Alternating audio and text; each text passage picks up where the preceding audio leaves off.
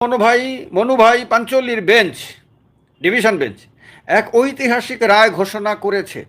এটা প্রত্যেক ভোটারের জন্য ইম্পর্ট্যান্ট, বারবার বলে দিচ্ছি, কারণ এখনও অনেকগুলো রাজ্যে এসআইআর হওয়া বাকি রয়েছে। এসআইআরে আরও অনেক ধরনের আপনার ঘটনা হয়তো আমরা দেখতে পাবো হয়তো আগামী দিনগুলোতে।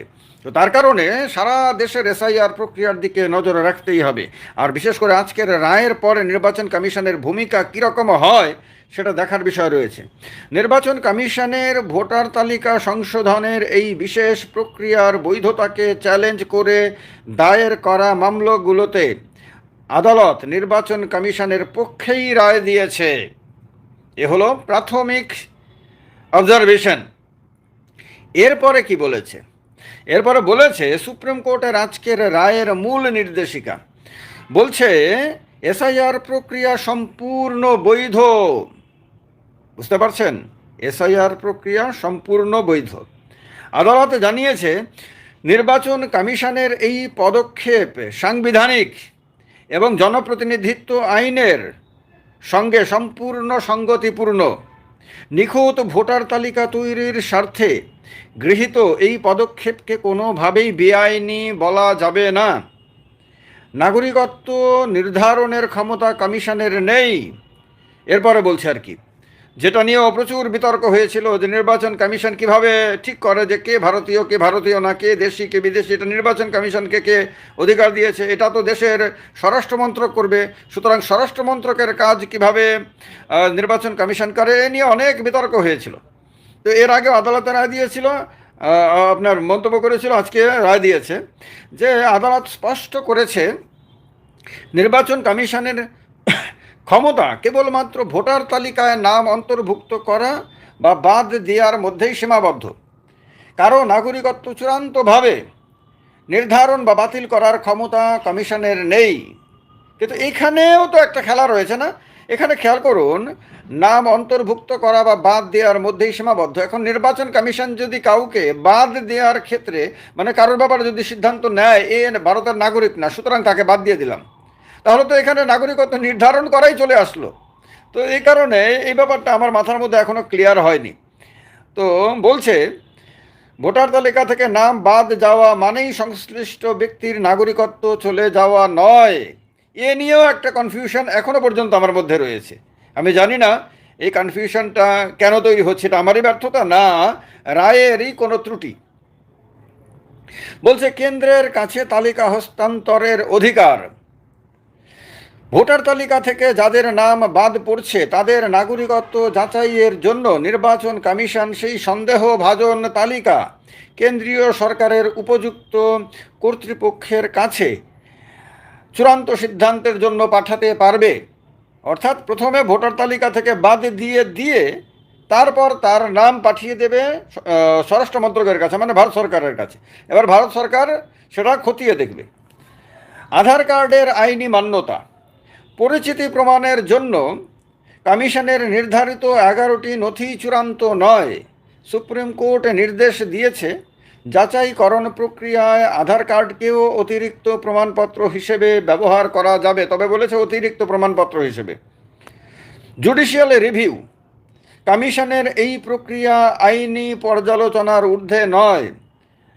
উপযুক্ত নথিপত্র থাকা সত্ত্বেও কারুর নাম ভুলবশত বাদ গেলে তিনি আদালতের দ্বারস্থ হওয়ার সুযোগ পাবেন। অর্থাৎ একবার নাম বাদ চলে গেল, সেই ব্যক্তি নির্বাচনে তার ভোটাধিকার প্রয়োগ করতে পারল না, তার গণতান্ত্রিক অধিকার, সাংবিধানিক অধিকার কাজে লাগাতে পারল না। এরপর সে আদালতে গেল, চ্যালেঞ্জ করলো। চ্যালেঞ্জ করার পরে হয়তো 6 মাস, 1 বছর, 2 বছর পরে হয়তো দেখা গেল সে বৈধ ভারতীয় নাগরিক, ভুলবশত তার নাম বাদ দিয়ে দেওয়া হয়েছিল এবং তার ভোটার তালিকা থেকে তার নাম কেটে দেওয়ার কারণে সে ভোট দিতে পারেনি। এবার তাকে আবার ভোটাধিকার ফিরিয়ে দেওয়া যাবে, কিন্তু তার যে অধিকারটা সে প্রয়োগ করতে পারেনি, এটা যে তার সঙ্গে একটা বিরাট বড় অন্যায় হয়ে গেছে, সেই বিষয়টা অ্যাড্রেস করা কতটুকু হয়েছে সেটা মানে আলোচনার বিষয়। এরপর বলছে দেশের রাজনীতিতে রায়ের সুদূর প্রসারী প্রভাব। এবার বলছে, এটা আদালতের বক্তব্য না, এটা বলছে এই রায়ের ফলে ভারতের রাজনীতিতে বিশেষ করে পূর্ব ও উত্তর পূর্ব ভারতের সীমানাবর্তী রাজ্যগুলোতে বড় ধরনের কাঠামোগত প্রভাব পড়বে বলছে আমার এজেন্ট। বলছে যে নির্বাচন কমিশন এখন আইনত সম্পূর্ণ ক্ষমতাপ্রাপ্ত হয়ে বিভিন্ন রাজ্যে আপনার কাজ চালাতে পারবে, এই এসআইআর চালাতে পারবে। অ্যাকচুয়ালি পূর্ব না, উত্তর পূর্ব ভারতের রাজ্যগুলোতে এখন এসআইআর হবে, আসাম বাদে। ভারতবর্ষের অন্যান্য রাজ্যগুলো, অনেকগুলো রাজ্যে আপনার এসআইআর হবে। আচ্ছা, এই বিষয়টা নিয়ে আমরা আলোচনায় আসছি। তার আগে একবার দেখে নিই যে বিভিন্ন রাজনৈতিক দল আজকের রায় সম্বন্ধে কি প্রতিক্রিয়া দিয়েছে। এখানে এই প্রশ্ন করেছিলাম আমি, করার পরে বলছে এসআইআর মামলায় আজকের রায়ের পরে দেশের রাজনৈতিক মহলে তীব্র ও মিশ্র প্রতিক্রিয়া দেখা গিয়েছে। সুপ্রিম কোর্ট নির্বাচন কমিশনের এই বিশেষ ভোটার তালিকা সংশোধন প্রক্রিয়াকে বৈধতা দেয়ায় শাসক এবং বিরোধী শিবিরের মধ্যে একটি স্পষ্ট রাজনৈতিক বিভাজন তৈরি হয়েছে। কীরকম বলছে, বিজেপি ও এনডিএ এতে খুশি, স্বাভাবিকভাবে খুশি হবে, কারণ বিজেপি যেহেতু শাসক দল, তো স্বাভাবিকভাবে বিজেপি খুশি হবে এতে। বিজেপির শীর্ষ নেতৃত্বের মতে একটি নিখুঁত ও পরিচ্ছন্ন ভোটার তালিকা অবাধ ও নিরপেক্ষ নির্বাচনের প্রধান শর্ত। যেখানে যেখানে এসআইআর হওয়ার পরে নির্বাচন হয়েছে সেখানে সব জায়গায় বিজেপি লাভবান হয়েছে বলা যাবে না। কেরালাতে লাভবান হয়নি, তারপর তামিলনাড়ুতে লাভবান হয়নি, কিন্তু বিহার এবং পশ্চিমবঙ্গে লাভবান হয়েছে বিজেপি, এটা সত্য। বলছে এই রায়ের ফলে ভুয়ো, মৃত এবং স্থানান্তরিত ভোটারদের নাম তালিকা থেকে আইনি পথে বাদ দেওয়া আরও সহজ হবে বলে তারা দাবি করছে। তার মানে আগামী দিনে আরও অনেক ভোটারের নাম বাদ দেয়া অনেক সহজ হয়ে যাবে, এবং কারোর নাম বাদ দিলে পরে তাকে আপনার লম্বা লম্বা লাইনে দাঁড় করানো যাবে। তার যে হ্যারাসমেন্ট হবে সেই হ্যারাসমেন্টটাকেও তখন বৈধতা দেওয়া যাবে। তো সুতরাং স্বাভাবিকভাবেই শাসক দল বা শাসক জোট খুশি হবে। জোটের সব শরিক দলগুলো কতটা খুশি সেটা গ্যারান্টি দিয়ে বলা যাবে না, তবে অবশ্যই প্রধান শাসক দল তো অবশ্যই খুশি। বলছে বিজেপি দীর্ঘদিন ধরেই অভিযোগ করে আসছে পশ্চিমবঙ্গ, আসাম ও বিহারের মতো রাজ্যগুলোতে অবৈধ অনুপ্রবেশকারীরা বেআইনিভাবে ভোটার তালিকায় নাম তুলেছে। দলের নেতাদের মতে এসআইআর প্রক্রিয়ার আইনি মান্যতা পাওয়ায় এখন এই অবৈধ ভোটারদের চিহ্নিত করে বাদ দেওয়া সম্ভব হবে, যা তাদের দীর্ঘদিনের অনুপ্রবেশমুক্ত ভারত গড়ার রাজনৈতিক দাবির পরিপূরক। অনুপ্রবেশকারীদেরকে ভোটার তালিকা থেকে নাম বাদ দেওয়ার যদি থাকে তাহলে এই ব্যাপারে কারোর কোনো আপত্তি কোনোদিনই থাকার কোনো ব্যাপার নেই, কোনো রাজনৈতিক দল এক্ষেত্রে বিরোধিতা করেনি। কিন্তু কথা হলো, বৈধ ভারতীয় নাগরিকদেরকে হ্যারাস করার ব্যাপারে কেউ কিভাবে কোনো যুক্তি দেখাতে পারে? তো সুতরাং মূল প্রশ্নটা ওই জায়গাতে। এবার বলছে বিরোধী দলগুলোর প্রতিক্রিয়া মূলত মিশ্র। তারা একদিকে আদালতের একটি নির্দিষ্ট নির্দেশে স্বস্তি প্রকাশ করেছে, অন্যদিকে তালিকা থেকে প্রান্তিক মানুষদের বাদ পড়ার তীব্র আশঙ্কাও ব্যক্ত করেছে। বলছে